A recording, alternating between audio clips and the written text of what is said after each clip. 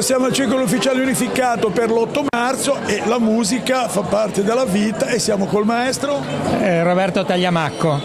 e Beatrice Cattaneo. allora lei suona il clarinetto e lei suona il pianoforte. Pianoforte. Parto prima dalla signora, giustamente, è l'8 marzo e ci mancherebbe.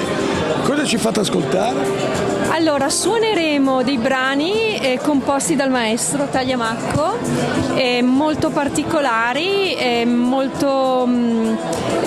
alcuni piuttosto meditativi, altri piuttosto immediati dal punto di vista dell'ascolto, e credo che lui possa più di me raccontarvi da dove li ha concepiti, per quali motivazioni e altro. Comunque è musica molto bella, interessante, e mi fa piacere poterla eseguire, assolutamente. Allora parliamo con lei, che tipo di musica è? Sono sue composizioni? Sono mie composizioni, noi le abbiamo già suonate a Bergamo nell'ambito giusto di un'iniziativa di questo tipo, e la nostra convinzione è che la musica e un certo tipo di musica sia l'educazione alla bellezza e alla gentilezza di cui abbiamo bisogno giusto in quest'ottica qua, e quindi no, è un tipo di musica che va verso l'ascolto, verso le persone con tutta la gentilezza possibile.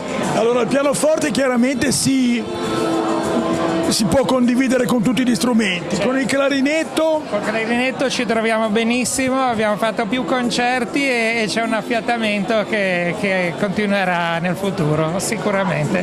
Allora ringraziamo il maestro Grazie. Tagliamacco, ringraziamo. Grazie a lei, Beatrice, grazie. Grazie.